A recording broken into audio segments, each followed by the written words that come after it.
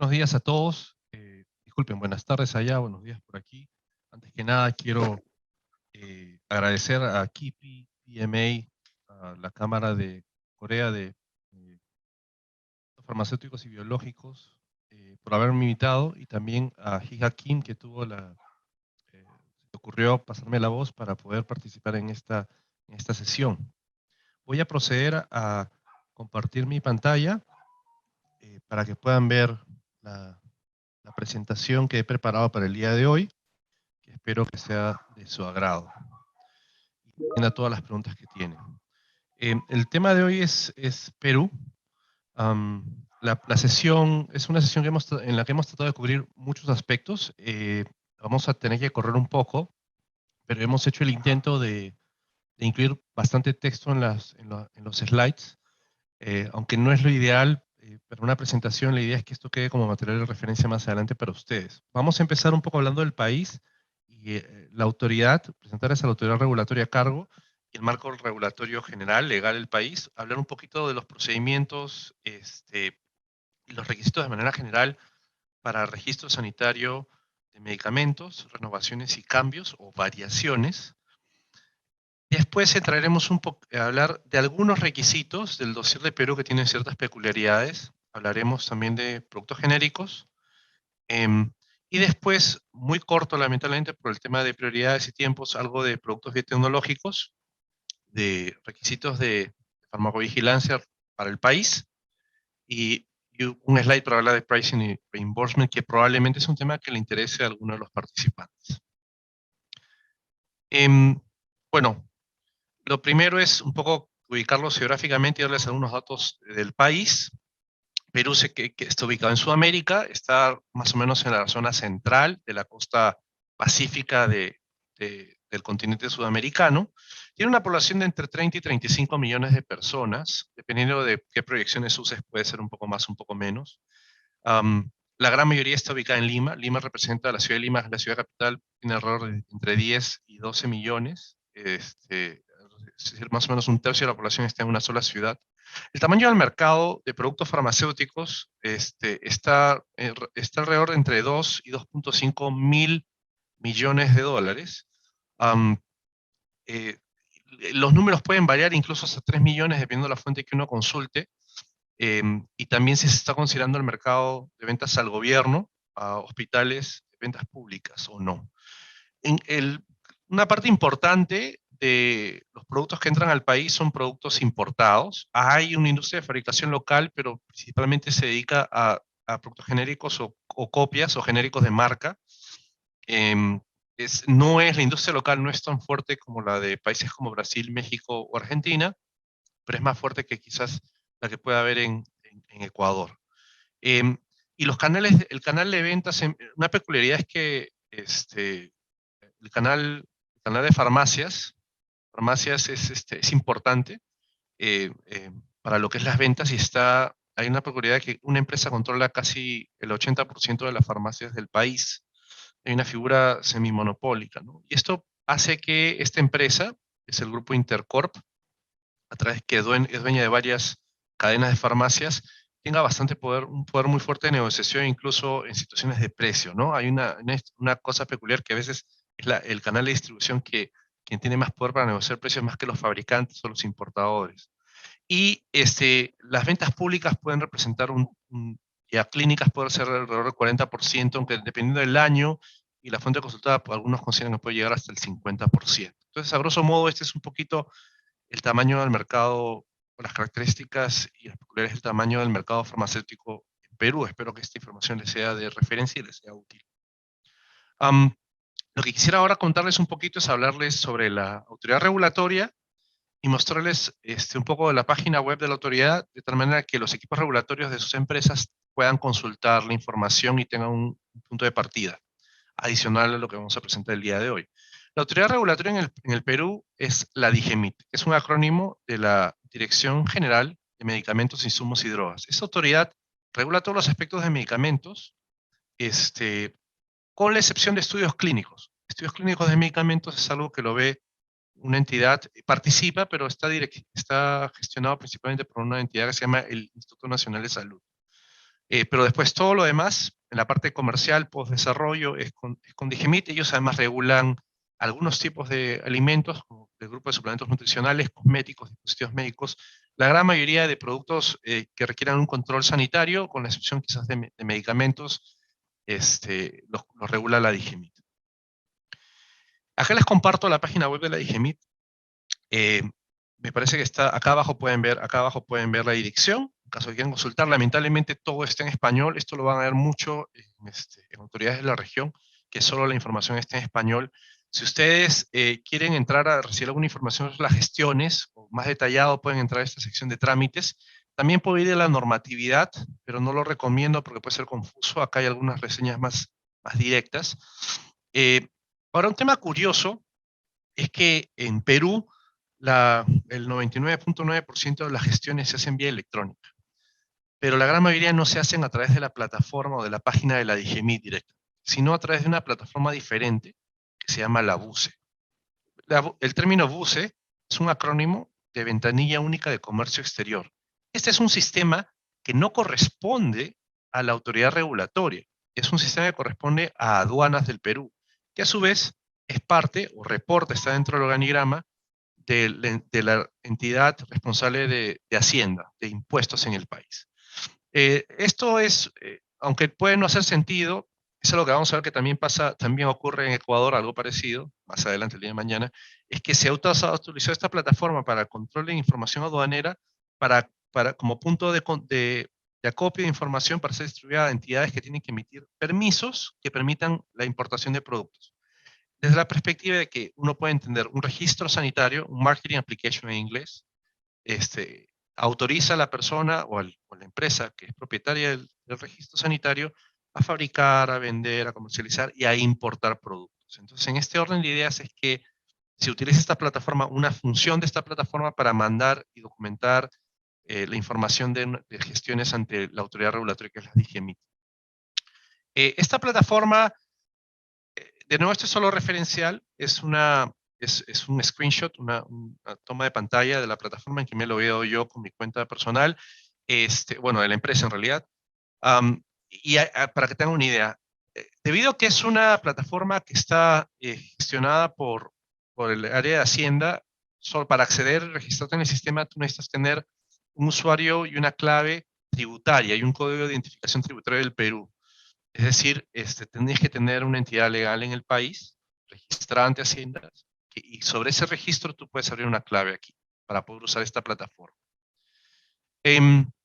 Regresando un poquito a la página de Digemit, sí acá hay una peculiaridad adicional que quiero mencionar, es que existe la figura de hacer trámites virtuales ya esta vez sí en una plataforma de la Digemit directamente. ¿Qué significa esto? Históricamente, todo se manejaba, había un paquete de gestiones, digamos la gran mayoría que se manejaban a través de la plataforma BUE, la que les mostré en el slide anterior, y el resto se presentaba de manera impresa, con firma física, en mesa de partes, en las oficinas de la Digemit.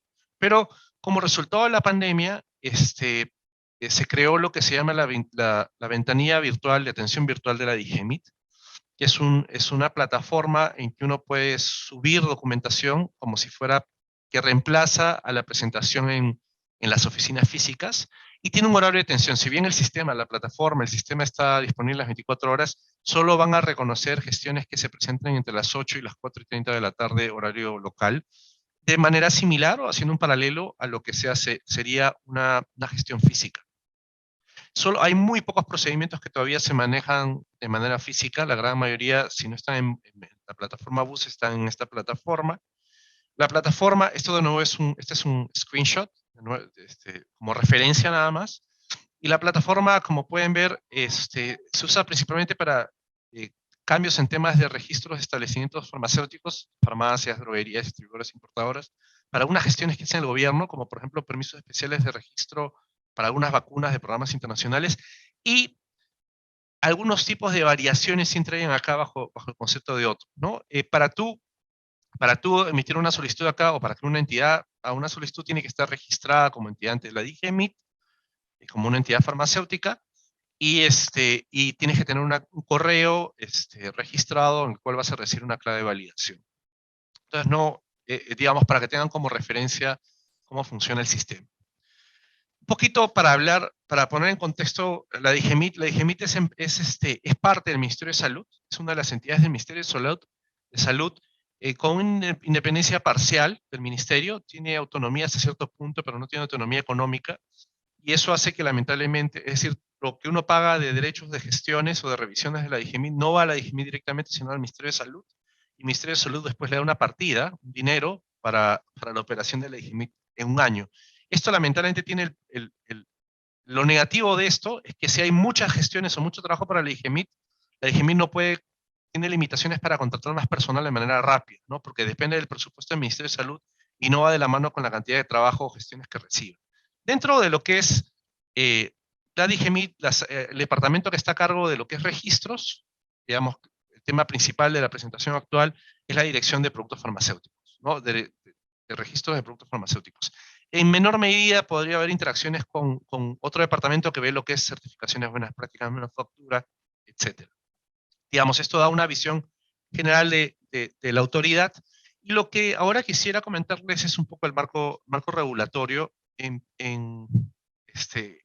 Tengo 2 o 3 slides en que listan muchas normas, no las vamos a leer, pero las estoy poniendo acá como referencia.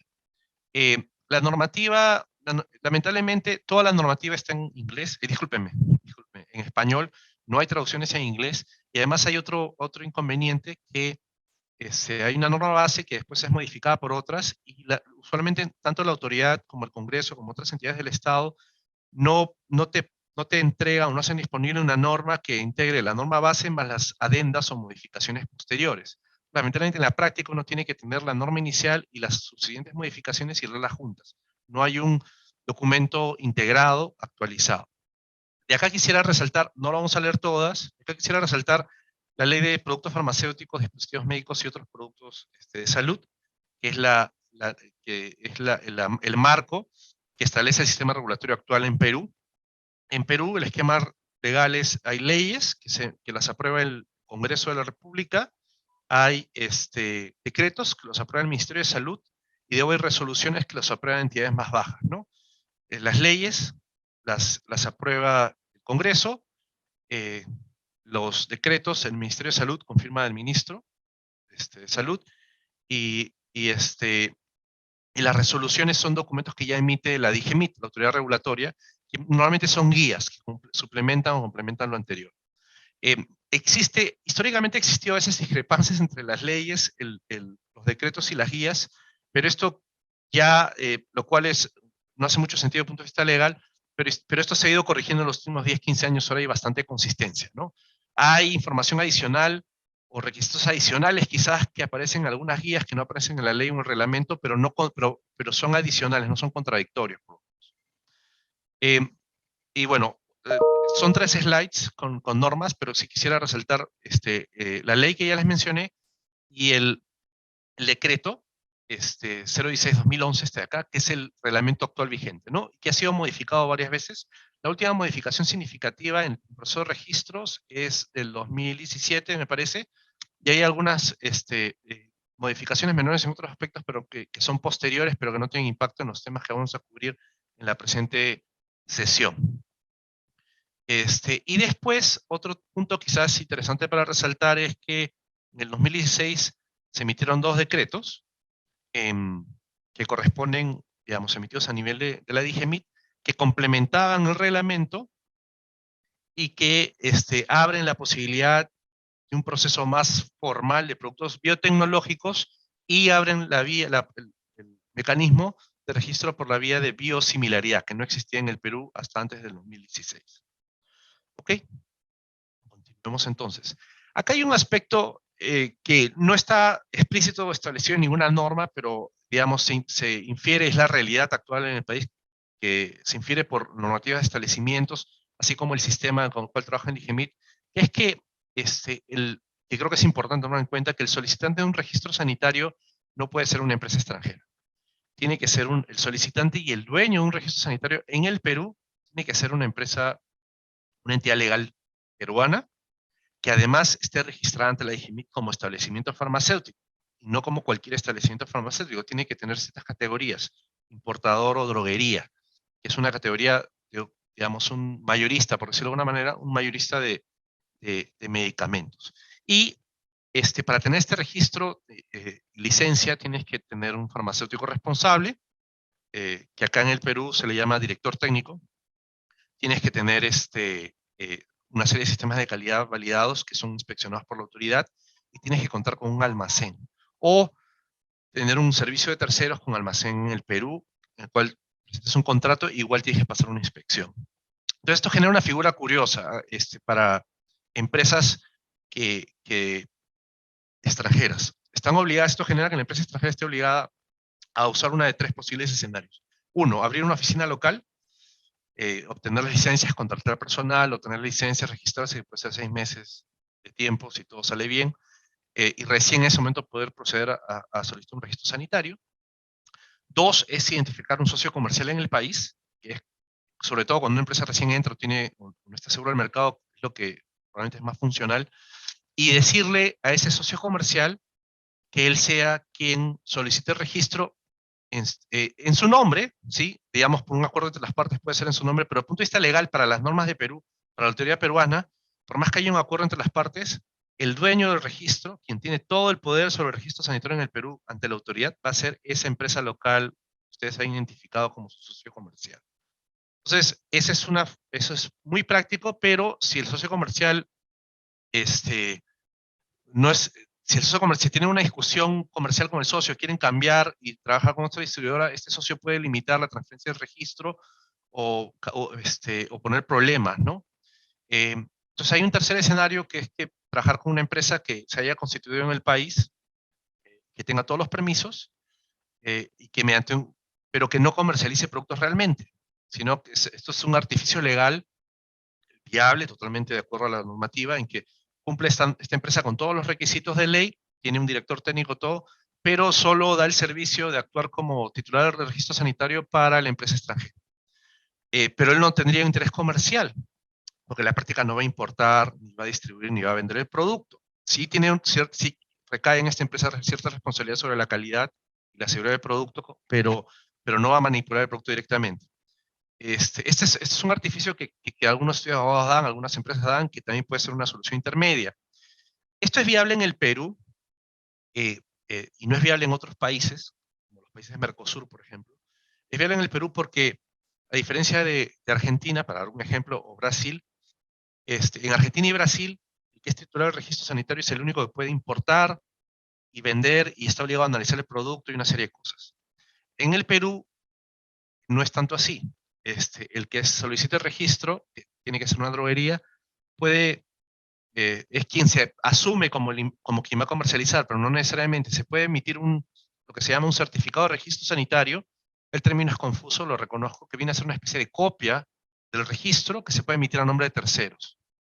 Y con esa copia del tercero, que también tiene que ser una empresa peruana, con las licencias puede comprar, importar y vender directamente el producto. Entonces, este artificio, esta figura legal, puede permitir que tengas una empresa con la que tienes una relación solo para el tema regulatorio, que no va a haber conflicto de intereses comerciales, y otra, la que puede obtener esta delegación del registro sanitario, certificado de registro sanitario, que puede ser más de una, incluso puede ser 2, 3, 4, y que ella va a ver el tema comercial y no va a tener control sobre la parte regulatoria. Entonces, creo que este es un tema muy, muy interesante. Ya cuando hablemos en el caso de Ecuador el día de mañana, también se permite una figura parecida.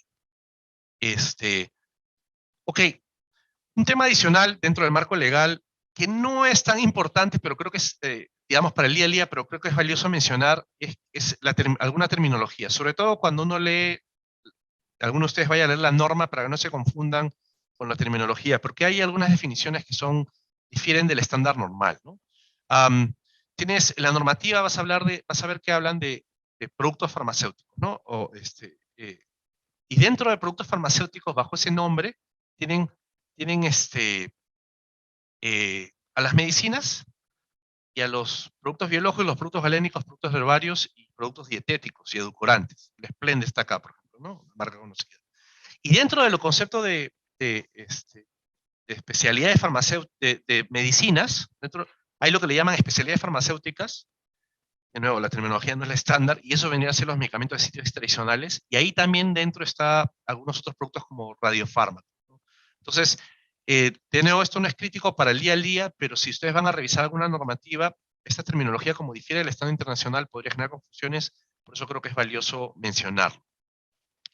Y bueno, acá estaríamos, como mencioné, dentro de lo que es medicinas estarían los drug products, las especialidades farmacéuticas, que es el tema central de la presentación, y obviamente productos biológicos. Lo que quisiera ahora pasar a conversarles es explicarles un poco de los procesos generales eh, para medicamentos, para productos de síntesis, un poquito las diferencias de los procedimientos que hay y los requisitos generales, ¿no? Y en una siguiente sección hablaremos de ciertas peculiaridades. El proceso regulatorio para medicamentos varía dependiendo de ciertas clases de medicamentos.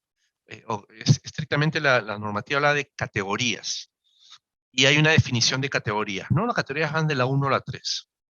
La categoría 1 son los productos que están en una lista que se llama Petitorio Nacional, que se actualiza de manera periódica, que en esencia es una lista de medicamentos esenciales, ¿no? Similar a la del OMS.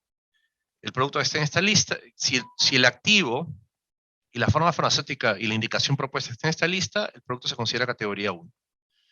Si no está en esta lista, pero el producto, el activo, está registrado en un país de referencia, se considera categoría 2. Los países de referencia, los vamos a listar en un ratito, y categoría 3 son aquellos que no son ni categoría 1 ni categoría 2, ¿no? Entonces, cuando hablamos de países de referencia, muchas normativas hablan de la lista de autoridades estrictas de la OMS, SRA en inglés, Stringent Regulatory Authorities. En el caso de Perú no es así. Hay una lista predefinida que se actualiza por decreto de aquellos países que se consideran de referencia y como una ventaja para los participantes de esta presentación es que está incluida la República de Corea, ¿no? Corea del Sur. ¿Cuál es la diferencia entre estas categorías? Estas categorías digamos, los requisitos varían ligeramente por categoría, y otro punto que varía de manera importante es los tiempos de revisión. Los de categoría se revisan más rápido y los de categoría 3 toman más tiempo. Me voy a enfocar en los de categoría 2, que serían probablemente la gran mayoría de productos que vengan de Corea. Tenemos acá hay que diferenciar dos aspectos, ¿no? El tiempo oficial, lo que dice la norma, deberían resolverse los casos o las solicitudes de registro inicial en no más de 60 días laborales, working days. Lamentablemente la práctica nunca se cumple, ¿no? Los rangos varían mucho, desde un año, 12 meses calendarios, esta vez son calendarios, hasta 3 años en algunos casos, 26 meses. Sin embargo, ha habido casos en el 2017 y también posterior. En el 2017 el promedio estuvo entre 6 y 10, estuvo bastante rápido, y volvió a caer en el 2018, 19, 20, ¿no? Yo tomaría para planes de activación de país no menos de 12 meses, y establecer esto en función de las últimas experiencias antes de hacer, si uno hace un proyecto de inicio de negocio, ¿no? Averiguar en la práctica en ese momento cómo estamos. Luego lo que quisiera hablarles describirles un poco es el procedimiento regulatorio general mediante este diagrama de flujo. El procedimiento en esencia es el mismo para las 3 categorías, solo cambia un poquito los tiempos. Y de hecho este proceso, de manera general, cambiando tiempos, el mismo aplica para cualquier procedimiento que se presenta por la BUCE, el sistema BUCE. E incluso, de manera general, se puede extrapolar a los procedimientos que se usan en la ventanilla virtual, solo que la diferencia sería que en vez de que se gestione en la plataforma BUCE, se gestiona en la ventanilla virtual, ¿no? Este es, digamos, lo primero, el solicitante tiene que llenar los formularios, un formulario en línea, en web, y subir la documentación que se requiere según la normativa del procedimiento al sistema BUCE. Y una vez que esté listo, lo transmite, le da el OK, lo libera. Y es evaluado por alguien de la DGMIT, es una evaluación, no es automático, no es una validación como la de un ECTD, no es un dossier electrónico en el sentido estricto de la palabra. No, a veces pasa que alguien dice, oye, hay sometimiento electrónico en Perú, y algunas personas dicen sí, pero no es verdad. Hay una plataforma informática para subir documentación en formato PDF, pero no es realmente un dossier electrónico como los dosieres según estándares ICH, y no hay tampoco un proceso de life cycle management como existe en un dossier vivo de ese tipo, ¿no? Entonces sube el sistema, en 48 horas lo revisan, solo por completeness, que esté completo, y te emiten un código y te emiten un código de identificación de la gestión y un código de pago, y en ese momento se pagan las tasas, el fee para la revisión de la autoridad. El sistema después de 24 horas valida que el pago se ha hecho y te confirma que se ha recibido la documentación. Y recién en ese momento se asigna un evaluador, un encargado dentro de la autoridad regulatoria que va a evaluar tu gestión. Hay un evaluador principal que en realidad hace toda la evaluación end-to-end y por ahí que interactúa cuando hay temas de seguridad y eficacia muy complejos con otros departamentos, pero todo lo centraliza un evaluador en esencia. Si no encuentra ninguna objeción con la documentación, este evaluador hace un reporte de recomendando una aprobación. En base a esto, el equipo del área de registros de medicamentos elabora una carta de aprobación borrador. Esto va a la cabeza del departamento, el jefe del departamento, para que lo revise, lo valide, corrija, y después una vez que esté el documento final pasa a la firma del director de toda la DGM, o la directora en este caso, ¿no? Este proceso, no hay tiempos oficiales para este proceso. Los tiempos que les mostré arriba, en los slides previos de hasta 62 días útiles, son los tiempos que la autoridad se compromete para todo este proceso, toda esta parte. ¿Ok? No hay tiempos oficiales para esta etapa, ni para las revisiones, no. Sin embargo, en la práctica, si todo sale bien, una vez que que se toma la decisión de aprobar, o en todo caso emitir un oficio, puede tomar de 2 a 4 semanas hasta que se emita, ¿no? Entonces, una vez que lo firma el director, la aprobación, en el mejor de los escenarios, si no hay objeciones, la carta de aprobación es subida a BUCE y esta carta es notificada a través del sistema BUCE, se notifica al solicitante, ¿no? Uno tiene que entrar al sistema y revisar el estatus, o también, dependiendo de cómo esté configurado el sistema, te puede llegar una alerta por correo. Sin embargo, cuando el evaluador revisa el dossier y pues encuentra alguna deficiencia o, o no entiende algo, pues el evaluador puede emitir unas observaciones, ¿no? Estas observaciones sí no requieren, normalmente hay una revisión interna, pero estas sí y la observación la firma la cabeza del departamento, pero esta sí la redacta casi el 100% del evaluador directamente. Esta es subida a BUCE y avisan en el sistema y tú en el sistema puedes revisar, responder y si las correcciones han estado, si las respuestas que uno da, los documentos adicionales que uno presenta, son considerados apropiados por el evaluador, pues para adelante y se inicia el proceso de aprobación que expliqué, y si no, se inicia un proceso de rechazo, de no aprobación. No hay, y acá vale la pena resaltar algo, acá solo hay una ronda, según la norma no lo dice explícitamente, la norma sanitaria, pero hay una norma supranacional que habla de los procedimientos de gestiones con el gobierno, con cualquier entidad de gobierno, no sé, Ministerio de Producción o municipalidades. Cualquier gestión del gobierno tiene que cumplir ciertos estándares, gestiones administrativas, no judiciales, no penales ni civiles. Y hay la interpretación actual de la DGMIT es que solo puede haber un round de respuestas antes de una decisión final, un ciclo de preguntas y respuestas. Esto antes no era así, y es debatible hasta cierto punto por la interpretación actual. Entonces, lo que ocurre a veces es que cuando el evaluador cree que hay observaciones menores, cosas chiquitas, en vez de emitirte una comunicación formal con las observaciones completas, te va adelantando cosas por canales informales, ¿no? Correos electrónicos o por llamadas telefónicas, pidiendo, oye, aclárame esto, anexa esta información al dossier para evitar problemas, siempre y cuando él lo considere que sean cosas menores, para así no agotar su opción de ciclo, ¿no? Y hacer más eficiente el proceso. De igual manera, si uno responde a las observaciones y hay cosas que no le quedan claras al evaluador, a criterio del evaluador, esto es a criterio del evaluador, no están obligados a hacerlo, él podría contactarse con el solicitante y pedir aclaraciones adicionales verbales y después que las presenten como un anexo, una adenda a la documentación para evitar tener que hacer un rechazo. Pero bueno, esto no siempre se da. Y si se da el rechazo, pues una carta de no aprobación, también hay una opción más, que son lo que se llaman recursos de reconsideración o apelación. Son apelaciones y reconsideraciones, pero no son de la vía judicial. Son procedimientos que requieren cumplir con ciertos formalismos. Tienes 15 días y requiere tener cierta estructura, requiere firma de abogado también y del representante legal de la empresa, y en que uno puede objetar la decisión final. Como les decía, no es un proceso judicial, sino es un proceso administrativo. Existen dos figuras, puede ser un recurso de reconsideración o de apelación. La reconsideración en esencia significa regresar al evaluador, proveer pruebas complementarias y decirle, su decisión no toma en cuenta esto o esto.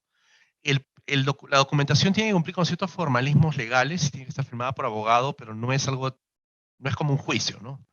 Básicamente se pide una reconsideración y, y si uno cree que no vale la pena una reconsideración, puede irse de frente a una apelación, directamente a una apelación en la que uno considera de que ha habido un error de evaluación, y la diferencia es que la apelación la revisa el supervisor, el jefe del departamento, no el evaluador que la revisó inicialmente.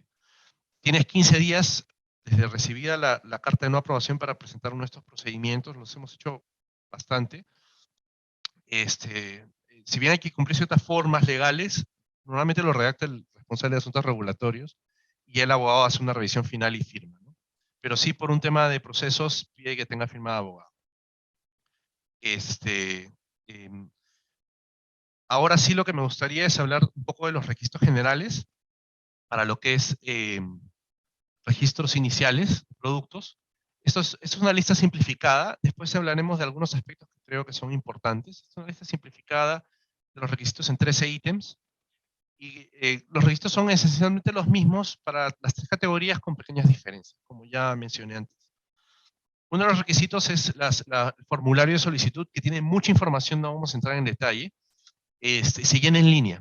En la plataforma informática hay modelos PDF que tiene publicado la autoridad regulatoria, pero en realidad se llena en el sistema BUSE, y que incluye una declaración de fórmula cual y cuantitativa, pero a veces el sistema no es lo más práctico, y esta fórmula, declaración de componentes, es más común que se incluya como un anexo y firmada por el solicitante, por la empresa solicitante. Se requiere presentar especificaciones y métodos de análisis, tanto para el principio activo, la sustancia activa, los excipientes y el producto terminado. Y acá sí hay una peculiaridad que sí vamos a hablar después, es que tiene que estar de acuerdo a ciertas guías de la autoridad regulatoria.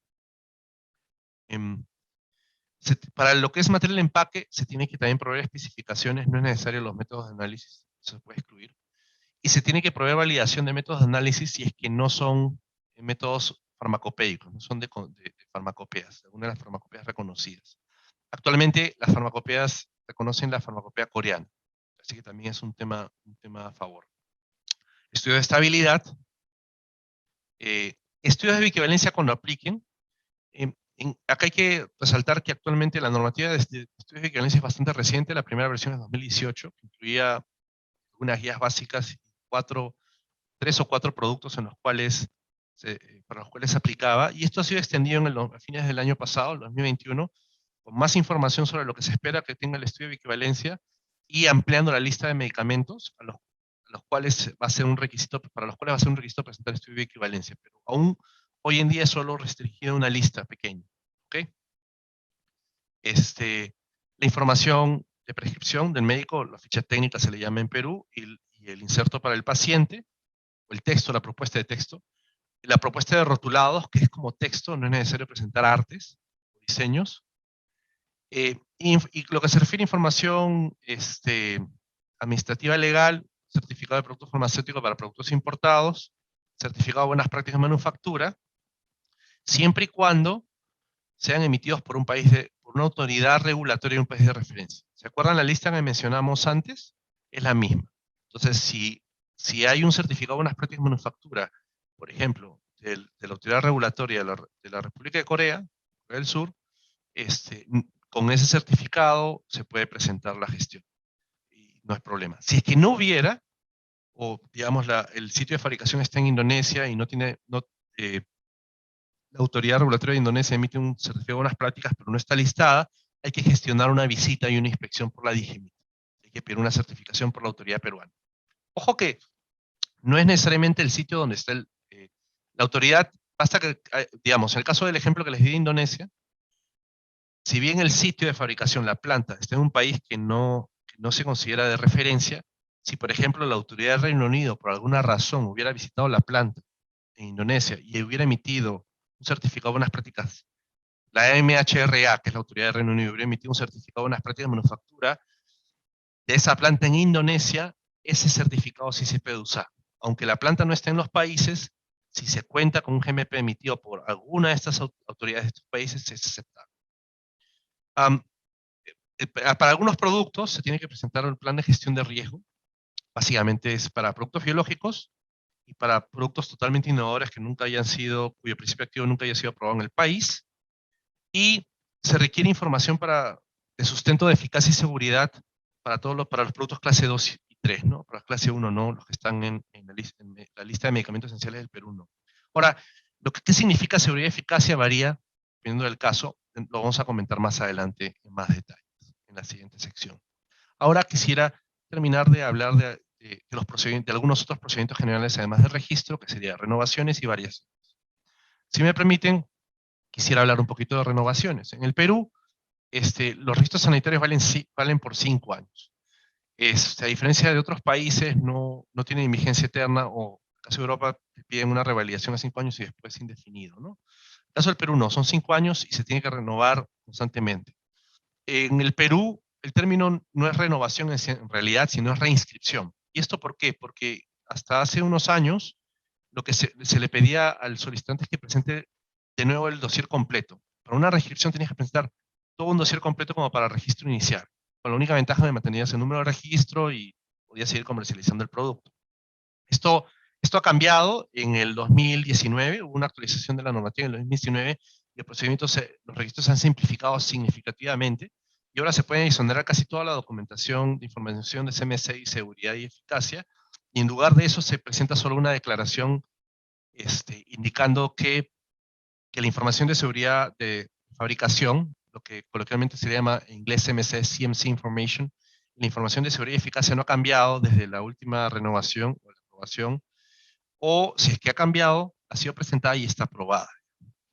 Entonces, esto simplifica extremadamente el proceso, solo se tiene que presentar un formato solicitud con datos del producto, esta declaración que les mencioné, y volver a presentar la ficha técnica, la información, lo que vendría a ser el equivalente a información para el médico, y el certificado de producto farmacéutico para productos importados, y lo mismo y el certificado de buenas prácticas de manufactura. En esencia, lo que se busca es verificar versiones vigentes de esto, ¿no? Verificar de que las condiciones en las cuales se aprobó el producto, es decir, con una aprobación de un país, y que todavía se mantienen, que no ha sido retirado del mercado en el país de origen, y lo otro es asegurar de que todavía la planta cumple con las buenas prácticas de manufactura, ¿no? Acá hay un tema un poco complejo en lo que es renovaciones, de que si hay una variación, si hay un cambio que se ha sometido y sigue en trámite, no se puede aplicar este proceso, ¿de acuerdo? Pero la normativa básicamente ha sido actualizada y básicamente solo permite esta figura.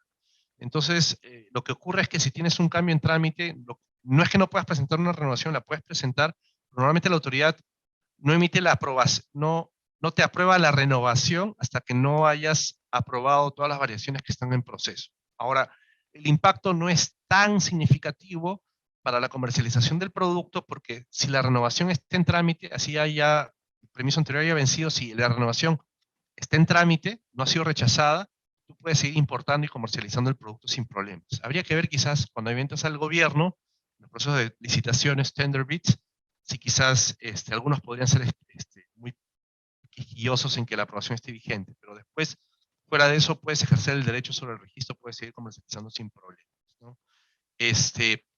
La renovación se puede presentar si quieres evitar problemas, la puedes presentar hasta con un año de anticipación, la fecha de vencimiento, y hasta un día antes de que vence, ¿ok?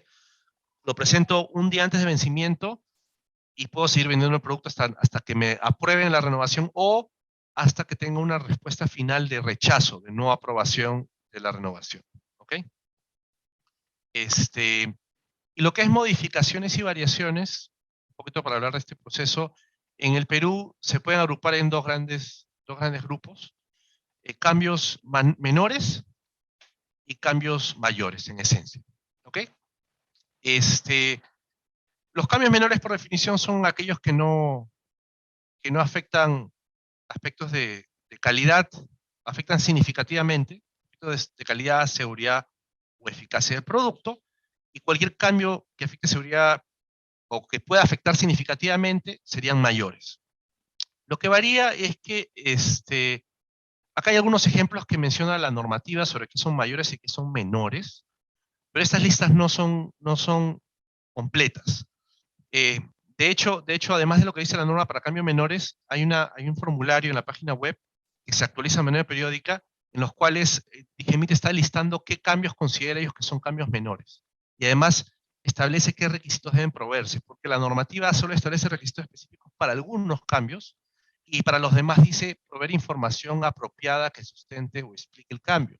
Entonces eso le da un poco de discrecionalidad a la autoridad a pedir cosas aunque no esté en la norma. Entonces, para buscar un punto de equilibrio con la actualización de este formulario para cambios menores, la autoridad establece qué cosas considera ellos como cambios menores y los requisitos para cada uno, ¿no? Para sustentarlos.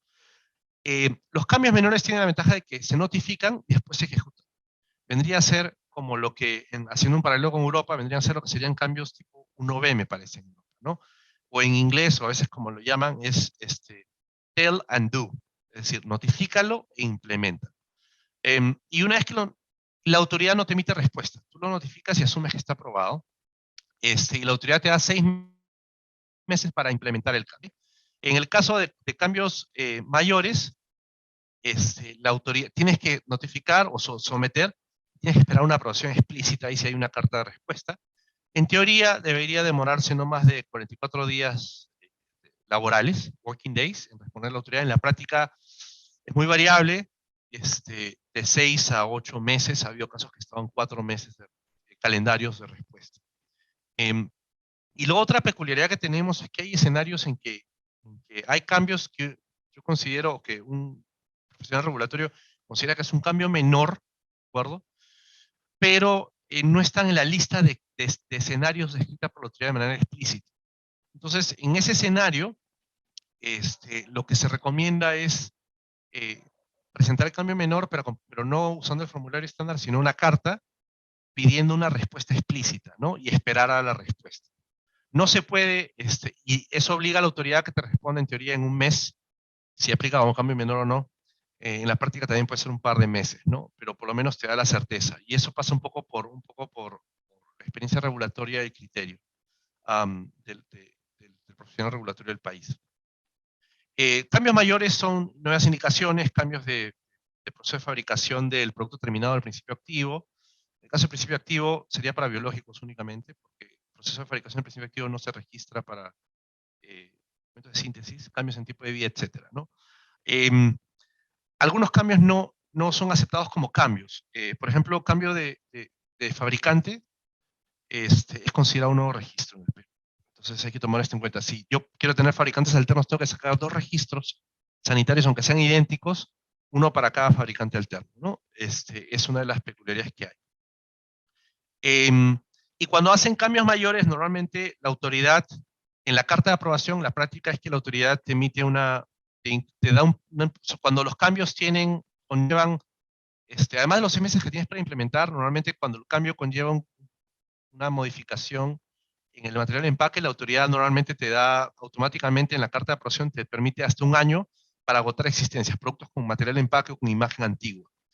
En caso que la autoridad proactivamente no te establezca esto en su aprobación, hay una figura que se llama solicitud de agotamiento de stock, para que tú pides la autorización para seguir comercializando productos con empaque antiguo durante un tiempo. ¿Ok? ¿Cómo estamos?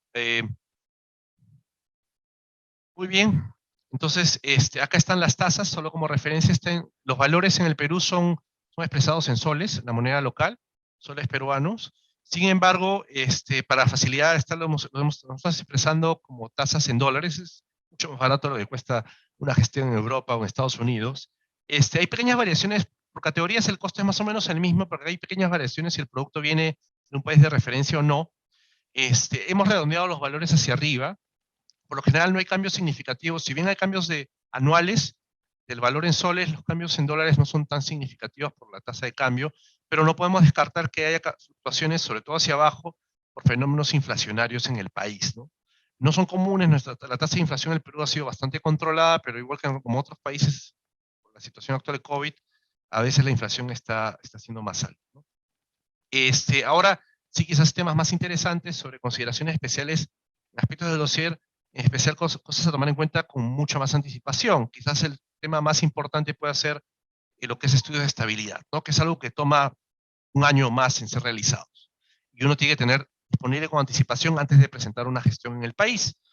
Es importante tomar en cuenta que Perú se considera zona climática 4A, sigue los estándares para la mayoría de cosas sobre el diseño y consideraciones, sigue estándares ICH, a pesar que no somos formalmente no nos alineamos a los estándares de la ICH, es consistente, se acepta bracketing, matrixing y otras figuras.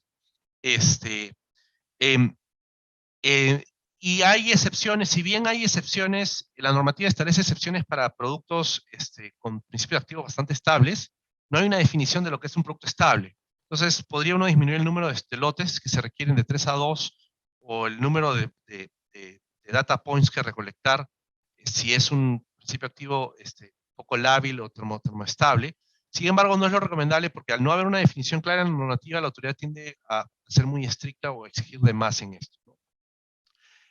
Normalmente para el momento de presentación de un registro basta con tener 6 meses de estudio de estabilidad en condiciones aceleradas y 6 meses en largo plazo. Y esto permite tener hasta 12 meses, 24 meses de tiempo de vida, ¿no? Lo ideal es 12 para tener 24 meses, pero te aceptan 6. Sí esperarían que en la renovación, en la primera renovación, sí presentes un estudio, o un poco antes presentes un estudio o notifiques un estudio completado al menos hasta 12 meses. En la práctica no ocurre mucho, casi nunca observan una renovación por esto, ¿no? Pero es una expectativa de la autoridad. Y si uno quiere más de 24 meses, tiene que sustentarlo con más de 24 meses de tiempo de condiciones a largo plazo. La data y la manera como se hace el estudio, sí, estándares ICH, estándares globales, lo que sí te piden es que en el reporte cumplan con ciertos criterios. No voy a ponerme a revisarlos todos, pero básicamente uno tiene que asegurarse de que se cumplir con todos estos data points, ¿no? La fecha de inicio y fin del estudio, que esté en un papel membretado o alguna identificación del fabricante, o si es que es realizado por un tercero, que no es el fabricante, acompañar una aclaración de por qué el tercero está involucrado, cuál es su rol, etcétera. Y tiene que estar firmado. Te piden por más de que un CTD no venga firmado, tiene que ser firmado por el responsable de control de calidad o responsable del estudio clínico. Discúlpeme, del estudio de estabilidad. Recientemente se ha publicado una directiva de estabilidad que sugiero que consulten digamos, que pueden usar de referencia para ver qué temas cumplir con lo que se refiere al reporte. Y también hay una variable importante a considerar, que es el tipo de pruebas a realizar. Y acá sí hay una discrepancia con los estándares internacionales. Hay algunas pruebas mínimas que piden esta directiva que tienen que presentarse según la forma farmacéutica del producto que uno quiere registrar. Uno puede hacer más pruebas, pero tienen que por lo menos estar estas mínimas. Tenemos casos en los cuales si alguna prueba mínima que está en esta directiva no se va a hacer, se puede justificar, ¿ok? Se puede justificar técnicamente, pero a veces se tiene éxito y a veces no. Es algo que es difícil de vender, ¿no? Sobre todo, lo más difícil es las pruebas de microbiológicas, que normalmente la autoridad quiere verlas al inicio y al final del estudio de estabilidad, cosa que no es un estándar global, ¿no? Como les mencioné, se aceptan bracketing, matrixing, y lamentablemente no aceptan compromisos a futuro. Entonces, es común decir, bueno, presento el estudio de estabilidad que tengo, yo me comprometo a hacer estas pruebas adicionales y te presento más adelante. No, lamentablemente eso no es posible. Tienes que tener todo completo o debatir y justificar por qué no va a hacer una prueba al momento de solicitar el registro.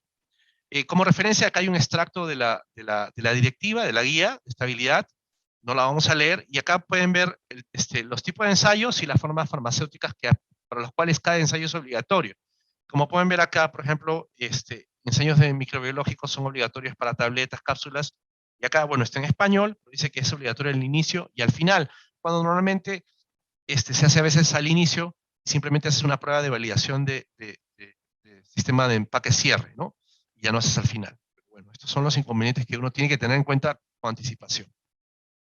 En lo que es especificaciones y métodos de análisis, acá voy a dar algunas guías generales que aplican tanto para principio activo como para excipientes, producto terminado, y también pueden aplicar para especificaciones para lo que es material de empaque, pero ojo, recuerden que para material de empaque solo se presentan las especificaciones, no es necesario presentar los métodos de análisis. Tiene que estar, normalmente esperan que esto sea emitido, las especificaciones estén emitidas por el fabricante, ya sea con una firma o papel membretado. La autoridad últimamente está siendo mucho más flexible, está aceptando secciones del CTD, extractos, para resolver temas del principio activo y otros aspectos, pero sí insisten mucho que sea una declaración específica, siguiendo ciertos estándares, espera la autoridad para lo que es el producto terminado. ¿Ok? En lo que es, uno tiene que listar, cuando ponga las especificaciones en la declaración, tiene que listar, estas especificaciones están alineadas con qué farmacopea de referencia, o en todo caso, indicar que son con métodos propios. Y acá hay otra peculiaridad. Si el producto que tenemos tiene una monografía como producto terminado, tiene una monografía en una farmacopea reconocida por la DIGESMIT, esperan que las especificaciones sean las de la farmacopea. Y también esperan que los métodos de análisis sean los de la farmacopea. De manera excepcional, y esto es curioso porque a veces nos ha pasado con un producto que el innovador, el que descubrió el producto, no usa el método farmacopeico, ¿no? Y no le quieren aprobar el registro. Entonces, después de muchos debates con la autoridad sí está aceptando métodos que no sean métodos y especificaciones que no sean farmacopeicos, o sea, métodos propios internos, siempre y cuando tengan un criterio de aceptación igual o más estricto que la farmacopea y la metodología aún, sea igual de eficaz o precisa, ¿no? Pero, digamos, siempre ponía un poquito de debate con la autoridad. Los métodos de análisis, toda la metodología de análisis tiene que proveerse. No se debería proveer cuando son métodos monográficos, porque está en la monografía, pero lamentablemente a veces la autoridad lo pide, entonces se recomienda siempre incluir una copia de la monografía que uno está usando, en idioma, copias de la farmacopea que aplique. Y si es que se utilizan métodos que no son farmacopeicos, en ese caso se tiene que proveer estudios de validación, ¿no? Acá hay un debate siempre porque existen normalmente especificaciones de liberación de producto y especificaciones de estabilidad que son diferentes. Este es un tema de contención y debate. Tienes dos escenarios acá, puedes declararlas por separado y a ver si la autoridad te los acepta, o en todo caso puedes solo poner las especificaciones de liberación y se asume tácitamente que las especificaciones de estabilidad son las que aparecen en el estudio de estabilidad. Entonces en el estudio de estabilidad pones las especificaciones de estabilidad, de long term, y las otras de liberación. Y esto un poco pasa cuando hacen un test post-marketing, pasa por justificarlo ante la autoridad, ¿no? Que deberían aplicarse las especificaciones de estabilidad y no las de liberación. Y bueno, siempre recordar que para las especificaciones de estabilidad, si que se deciden poner por separado, hay que tener en cuenta el tema de microbiología, ¿no? Y para los productos que son reconstituidos, te van a pedir especificaciones para el producto reconstituido, así como la estabilidad.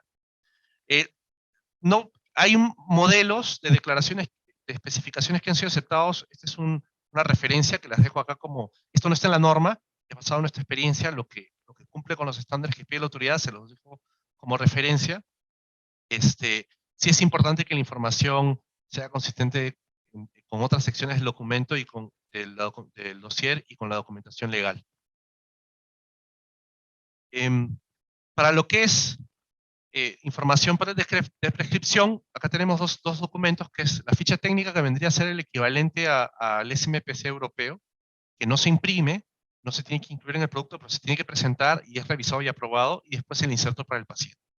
El inserto para el paciente sí se tiene que incluir en el empaque, dentro del material de empaque, y es obligatorio para todas las medicinas que se venden con prescripción médica. Para medicinas OTC, la información tiene que estar, pero se puede poner en el empaque, ¿no?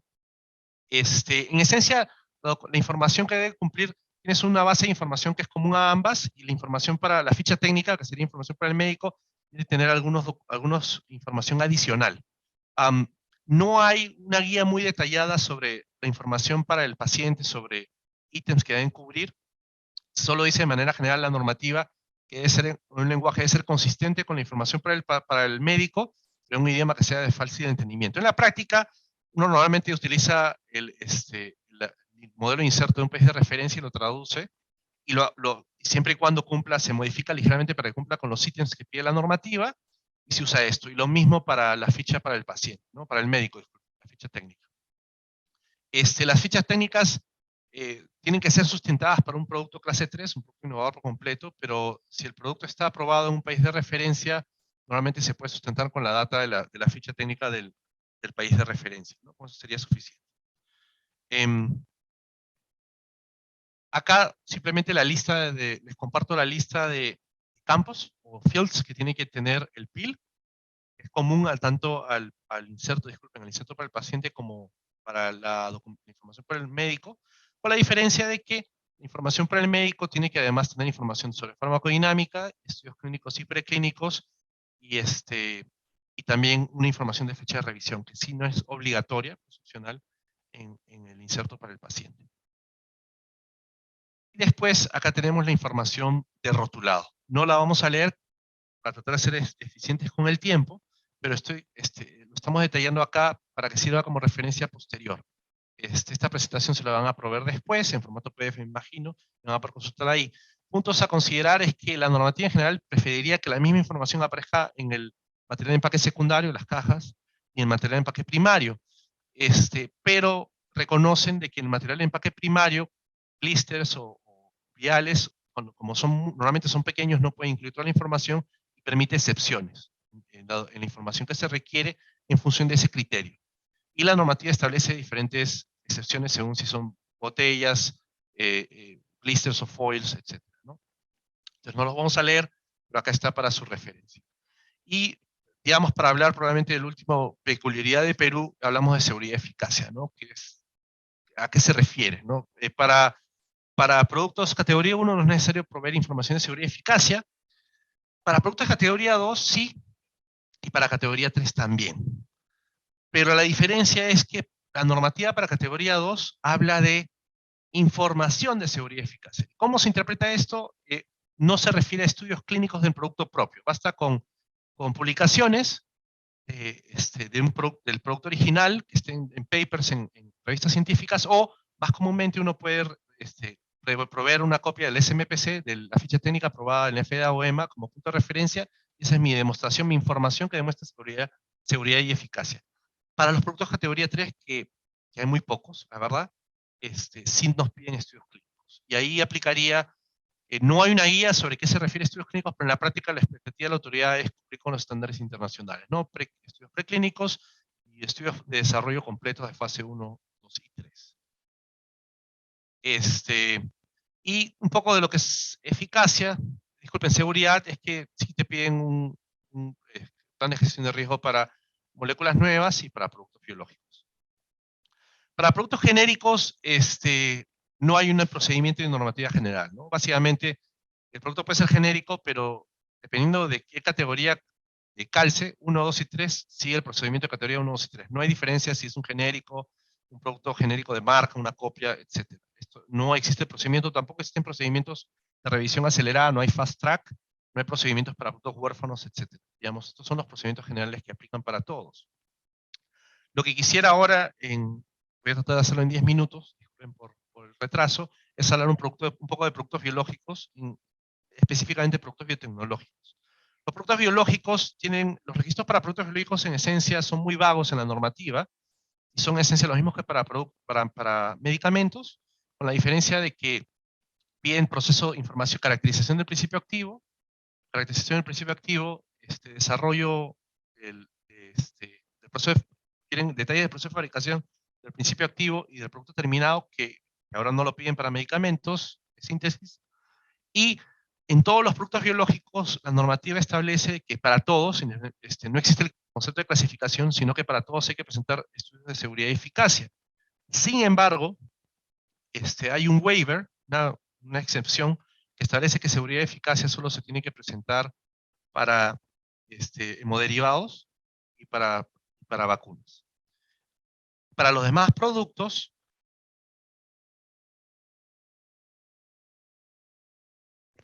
para los demás productos solo se tiene que presentar seguridad y eficacia cuando haya guías específicas.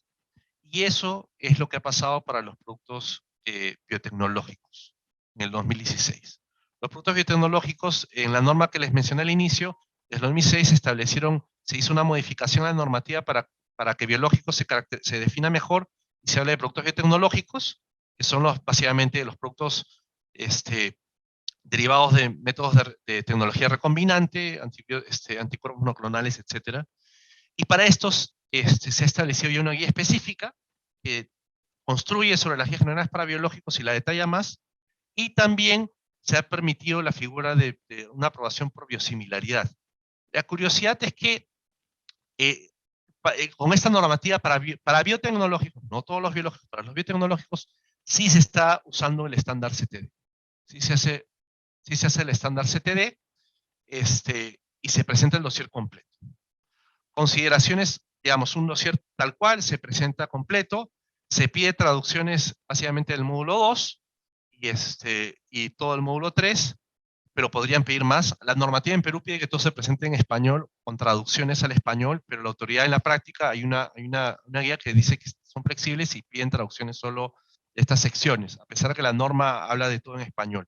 Y consideraciones especiales, digamos, es que hay que presentar la estabilidad zona 4A, muchas veces un dossier global no tiene zona 1 o 2, y se tiene que cumplir con los otros requisitos administrativos que hay también para medicamentos. Certificado de productos farmacéuticos, certificado de una proteína de manufactura, y una propuesta de monografía, de inserto y de rotulado en idioma español siguiendo las normas peruanas. Y el plan de gestión de riesgo. Ahora, se recomienda que se incluya un resumen de CMC, que muchas veces está incluido uno puede hacer referencia al módulo 2 en esencia, pero se recomienda hacer un resumen más cortito de aspectos que consideren críticos para juntarlo. Y lo otro es que la normativa pide que toda la data de calidad venga con firma del fabricante. Digamos, habría que firmar cada sección, pero no es lo que se acostumbra. La autoridad lo que permite a veces es que se haga una declaración del fabricante diciendo que certifica que toda la información que se está presentando es válida, real, precisa, y esa carta se utiliza para dar validez a toda la documentación. Para lo que es otro tema curioso es que uno tiene que declarar en el formato solicitud o con una declaración aparte qué esquema, qué guías ha seguido para guías internacionales ha seguido para el desarrollo del producto, ya sea biotecnológico original o biosimilar, ¿no? Guías OMS, guías de la red panamericanas, europeas, etc. Los tiempos de revisión, en teoría, deberían no ser más de 120 días laborales, pero en la práctica, para los productos aprobados en un país de referencia y para otros productos no más de 12 meses. En la práctica, la experiencia estamos hablando de 1 año y medio, 2 años, ¿no? Calendarios. Para biosimilares, en esencia es lo mismo, los mismos requisitos de dossier CTD, pero como siguiendo estándares internacionales, con el dossier tiene que hacerse un ejercicio de comparabilidad con el producto biológico de referencia. No hay una definición amplia de producto biológico de referencia, no hay una lista, sino una definición, pero es consistente con las definiciones internacionales. Y en función de eso se puede exonerar de datos preclínicos y clínicos, ¿no? Acá no hay guías mayores, pero los criterios internacionales se aplican. Y algunos temas quizás de peculiaridad es que independientemente de que sigan estándares internacionales, siempre esperan que los estudios de inmunogenicidad hayan sido en humanos. Y otra peculiaridad es que permiten extrapolación de indicaciones. No es necesario debatirlo, ¿no? Se requiere una justificación muy simple o ninguna, a diferencia de quizás otros países en los cuales te van a pedir más estudios para extrapolar indicaciones de biosimilares.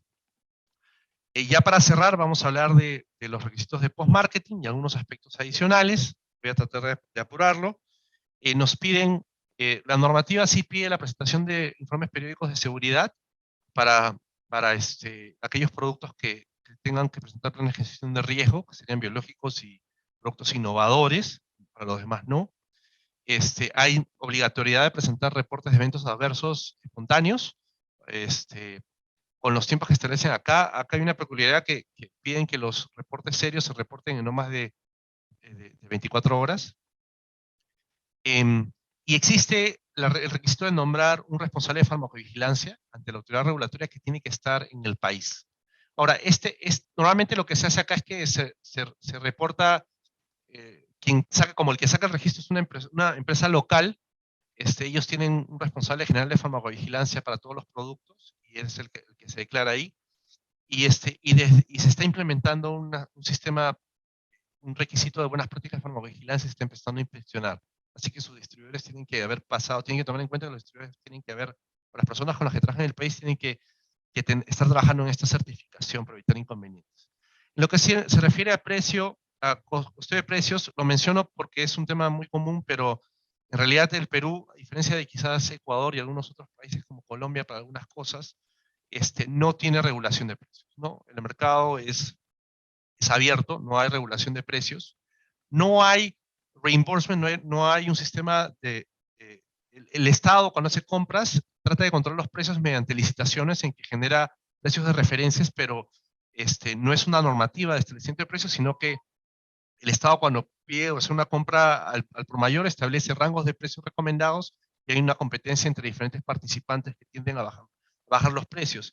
Y para el tema de ayuda o tratar de mejorar el manejo de costos o de precios en el mercado, y para evitar asimetrías en el mercado, sí lo que existe es que las farmacias tienen que reportar sus precios, los precios que ellos desean poner libres, a la DIGEMIT, y la DIGEMIT publica esa información de manera periódica para que los usuarios puedan consultar los precios, ¿no? Digamos, serían los únicos dos mecanismos de control de precios que existen en el Perú de manera muy, muy indirecta. Y eso sería todo. Gracias por el tiempo. Mil disculpas nuevamente por el problema que tuvimos con el audio. Y creo que ahora sí pasaríamos a la etapa de preguntas. Soy todo oídos.